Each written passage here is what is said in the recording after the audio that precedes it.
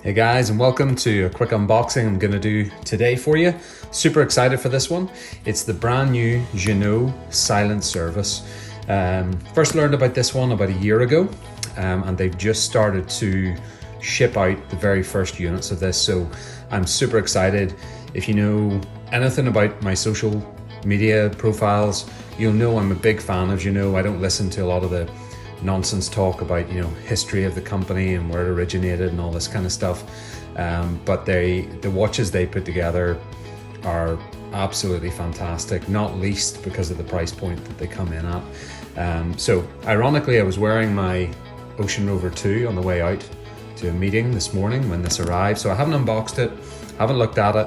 Super excited to do so. So I guess without further ado, open it up. This is very kind of standard GINAULT. You get the box, you get the watch, you get a little tool for bracelet resizing, and then in this little kind of compartment here we'll have a series of different things. I'll bring the watch back in a second. You'll have a polishing cloth with the GINAULT brand on it, and then you've got a couple of little cards which are kind of cool. So the first of which is the benchmark cards. So they give you a date, they mention your movement. This is all the testing that the watches go through over a 6-week period. You can see there plus 0.4 of a second in this X value. It's normally anywhere from -1 to +3 per day. So they refine it all the way across until it's ready to go, and that's when you get it shipped out. You also get the little warranty card, limited warranty, you get some information, and you get your name and the serial number and everything stamped in there as well. So nice little kit it comes with, pretty simple and straightforward, and that's honestly all you would really need. So looking at the watch itself, they always wrap them pretty well. You see in the little bubble wrap.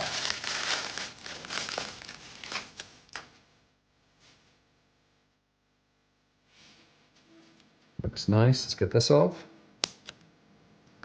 Pop that in there.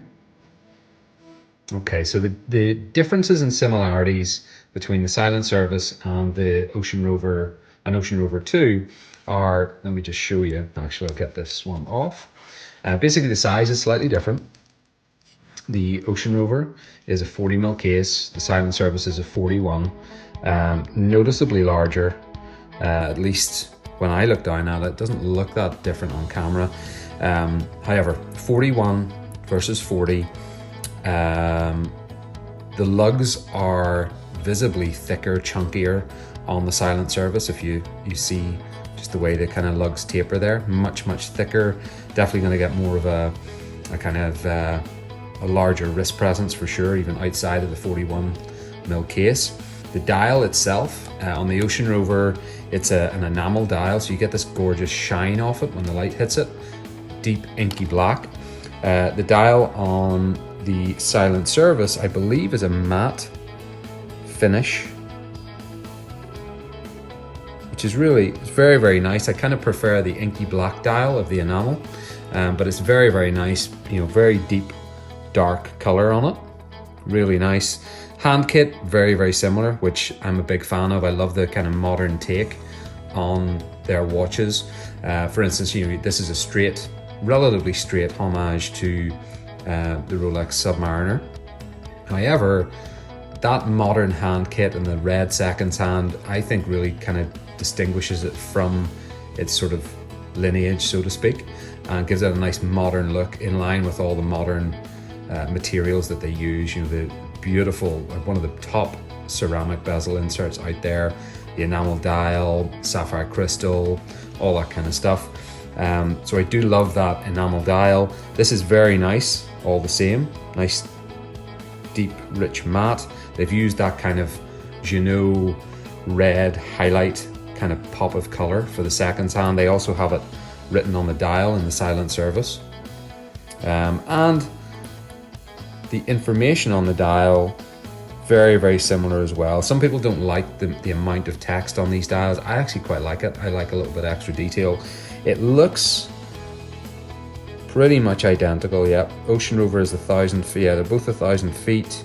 Submersible maritime. Yep, precision chronometer. So they both have the same information on the dial. And then at the bottom, round by the 6 o'clock, I don't know if you can see it there, but it says hand built in America. And each of these are, genuinely put together by hand, which I love the attention to detail. Every Ocean Rover II I've had in, and that probably amounts to maybe 7 or 8 of them, they all had a slightly different feel across, the bracelet, the bezel action. The initial ones I got were very, very stiff. These new ones are absolutely fantastic. Beautiful kind of tactile bezel action. We'll see what the silent service is like. Almost more like a feel than it is a physical click. There's no kind of judder as you turn it. It's perfectly smooth, but you get that little kind of sonic click in the background. And of course it perfectly matches up. Absolutely brilliant engineering on those. Aside from that, let's get this one off the cushion, and you can kind of see how it all looks. I'll unwrap in a separate video in terms of the bracelet. The bracelet on these things are always exceptional, really, really silky smooth. Just lovely quality links to them. Screw links as well on both. It's pretty much, I think it is the same bracelet really, yeah. So screw links on both. You've got that kind of glide lock style clasp. See there, I still wish that they would put their rose emblem on the clasp there, just as they do on their crown. It would just be a nice little kind of branding stamp. I don't know if there are legalities to doing that or not, of course. Case back, very, very similar, very plain, classic kind of look on both of them. The profile then is where we're going to see most of the difference. I'll just unwrap this so we can kind of see because there will be a little bit of difference here. So with the different thickness, you will notice a little bit the lugs, or the profile on the Ginault Ocean Rover flare a little bit. They kind of are thinner here on the inside towards the crown guards, and then they kind of flare out and get a little bit thicker as they meet the bracelet. On the silent service, it's a much more kind of slab-like effect. You don't have that little kind of nuance of the curvature of the case profile. And this is sort of almost a little bit more like a Black Bay by Tudor, a little bit more slab-like. Although this, I do believe, has a little bit more of a taper than the Black Bay would. It's kind of very much kind of straight out and then a curve around. But similar, if you're familiar with that, a similar kind of profile as compared to the Ocean Rover II. You can hopefully just see the way that works there. The bezel itself, you see this new silent service has a much more industrial looking bezel. And you see the profile there, these kind of big defined kind of notches in this bezel. And then let me see around the other side. Yeah, similar sort of thing. You can kind of see the flare out of the Ocean Rover versus the kind of more slab-like silent service. Back to the dial then. This particular silent service is a no date. You can get it with date, you can get it with date and Cyclops. I think if I was choosing myself, I'd probably go date and Cyclops. I just like that added complication. Love this Ocean Rover II as well. However, having it just with no date does create that lovely symmetrical look that a lot of people really, really like. And I totally understand that as well. We have a dive bezel on this one. You also get an option on the bezel insert for the silent service. The dial markers then, of course, kind of opposite of the Ocean Rover II. You've got these little kind of candlestick dial markers, or slab, I suppose. Kind of, feeds into the overall design cues on the watch. We don't have a Lume pip up top. And the reason, or some of the reason for that, is just that the insert itself is sapphire crystal on the silent service versus ceramic on the Ocean Rover II. Dial markers and the little markers on the outside, very, very similar. And really that's kind of the major difference. You can see the lug differentiators there as well. The bevel on the kind of corner of the lugs is much more defined and larger on the silent service. You can kind of see the way that shines in the light, whereas the Ocean Rover doesn't really have that. It's kind of got a little bit of polish on the outside, but not a defined bevel like is on the silent service. The general brushing of the case is going to be something to look at, because a lot of these are finished by hand, so sometimes you get little, individual kind of brush marks and stuff, which is actually really nice when you look in close. I can't see any at this stage. I did notice on my first Ocean Rover II they had that, just something a little bit different. Bracelet is great. You have the glide lock style micro adjustments as well, which are super handy. Your wrist cools down or heats up, you can just pop it up, slide it out, lock it down, that type of thing. Very, very nice. And that's again one of my favorite watches, the Ocean Rover II.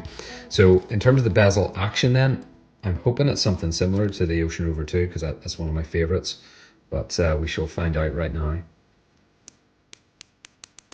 Yeah, very much. It just glides. It has a lovely sonic click. Just very, very precise, smooth glide to that turn. Super, super nice. Like almost, I hate to say it, but almost really buttery.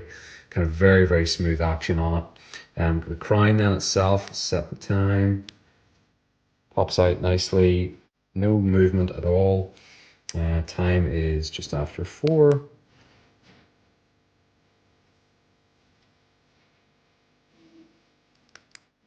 Really, really smooth. Now this one's the Sellita SW200-1, so it's kind of what you would expect. Beautiful movement, nice smooth sweep on the seconds hand there.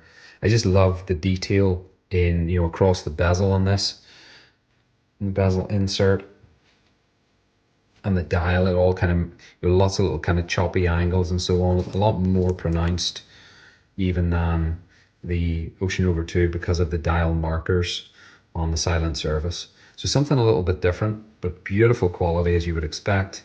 I'll do a proper video. This was just kind of a quick unboxing. I'll do a usage review and share some photos and different aspects that I find as I start to wear this over the next week or two. But just wanted to get out a quick unboxing so you can kind of see this brand new model and the differences and similarities between it and the Ocean Rover and Ocean Rover II if you are considering getting this new model. Retail somewhere around 1,500. As with the Ocean Rover II, very similar pricing, similar quality, very, very similar materials, if not identical. For instance, the bracelet and the movement and that attention to detail. But some nice little kind of changes with the kind of chunkier look, the more industrial bezel, but keeping a lot of the qualities that people love about the GINAULT Ocean Rover. So I think this is a great model to come out with this year. Again, something different, a little bit of a different kind of wrist profile it's going to have because of that more slab-like look and the slightly larger size and the thicker lugs, and then that beautiful symmetrical kind of detailed design between the bezel and the dial and all those different markers. Really, really happy with this. Going to get it sized today and start wearing it. I'll be back with proper review over time. But meantime, let us know what you think about GINAULT in general. If you have any experience with the Ocean Rover II, or you've got a silent service either received or en route. And for now, I'm going to start wearing, and I'll follow up with my impressions over the next few weeks. Take care, guys. Thanks for watching as always. I will see you in the next one. Cheers. I just turned out the lights there. I thought you might like to see this beautiful Lume. The original Ocean Rover, of course, is great as well. This is the blue Smurfs Lume. So they obviously will use a similar, it's more green in real life than it's actually showing here. This is very, very blue. When I look at these in actual light, there's a little bit more of a green tint to it. But really, really strong, nicely applied lume. No kind of inconsistencies that I can see just looking down. But again, the fact that they've lumed the bezel insert as well just creates that lovely detail in the dark. Whereas the Ocean Rover II, of course, is very classic, more to do with the dial markers and the lume pip versus the new silent service. So thought you'd like to see that, guys. Really, really happy with that. Looks brilliant. Take care. Catch you later.